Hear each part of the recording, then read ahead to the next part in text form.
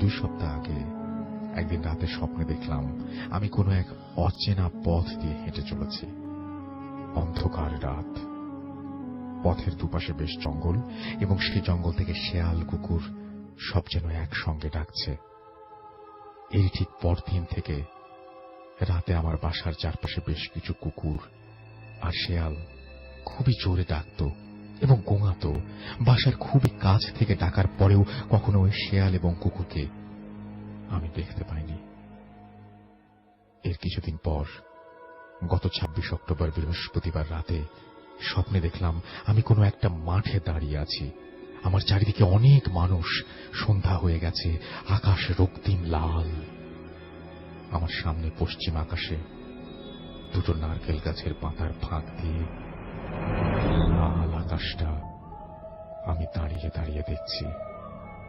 পরদিন 27 অক্টোবর শুক্রবার সন্ধ্যায় আমাদের আবাসিক এলাকার মসজিদে মাইকিং করে বলা হলো একজন লোক মারা গেছে।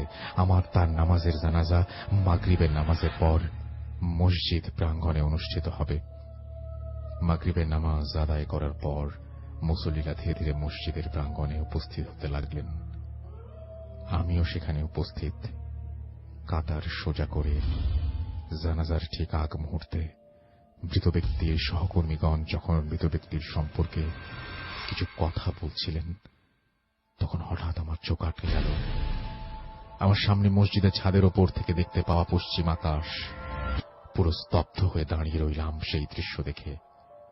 সন্ধ্যা হয়ে গেছে, আকাশ রক্তিম লাল।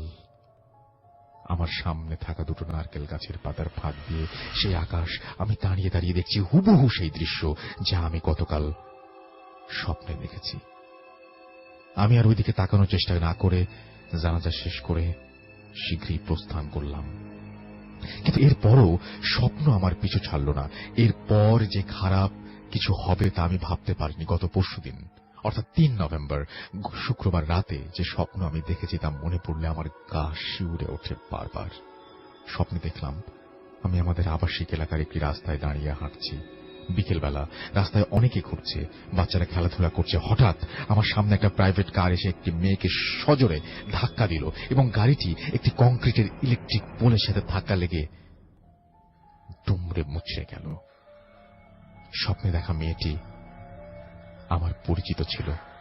মেয়েটি প্রাণে বেঁচে গেলেও তার অবস্থা বিভৎস।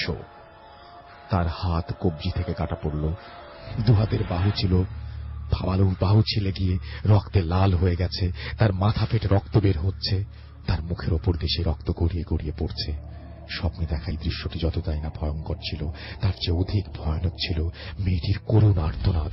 আমার ঘুম ভেঙে গেল। আমি শোয়া অবস্থা থেকে উঠে বসলাম। আমার খুবই তৃষ্ণা পাচ্ছিল এবং আমার হৃদস্পন্দন বেড়ে গেল। আর তখন বাসার দেয়াল ঘড়ির দিকে তাকিয়ে দেখি ঠিক কাটায় কাটায় ভোর 5টা বাজে। বিছানা থেকে উঠে একটু পানি খেয়ে আবার শুয়ে পড়লাম। পরের দিন ঠিক একই সময় 4 নভেম্বর আমার বাড়ি থেকে খবর আসলো আমার খালাতো বোন মোটরসাইকেল অ্যাক্সিডেন্ট করেছে। ঘটনার বিবরণ এমন, ও রাস্তা পার হওয়ার সময় ওর জন্য অপেক্ষা করছিল। তখন একটি মোটরসাইকেল এসে ওকে প্রচন্ড ধাক্কা দেয় আর তার 2 বাহু পর্যন্ত ছিলে যায়, পিঠ কেটে যায়, মাথা ফেটে যায় এবং মাথায় 17টি সেলাই দিতে হয়। খবরটি শোনার পর আমি পুরো হতবাক হয়ে যাই। গতকালের স্বপ্নের সাথে এর কি কোনো সম্পর্ক আছে? আমি দুশ্চিন্তায় ভীত সন্ত্রস্ত হয়ে যাই। জানি না এরপর কোন স্বপ্ন আমার জন্য অপেক্ষা করছে এবং আরো কি ঘটতে চলেছে। আমার স্বপ্নে দেখা দুর্ঘটনা, আমার খালাতো বোনের সঙ্গে ঘটে যাওয়া দুর্ঘটনার মাঝে শুধু স্থান, বাহন এবং ব্যক্তির ভিন্নতাই রয়েছে। তাই বলে কিছু সাদৃশ্য কি পাওয়া যায় না? আমার খালাতো বোন এখন খুলনা মেডিকেল কলেজ হাসপাতালে অ্যাডমিটেড। ওর জন্য সবাই দোয়া করবেন।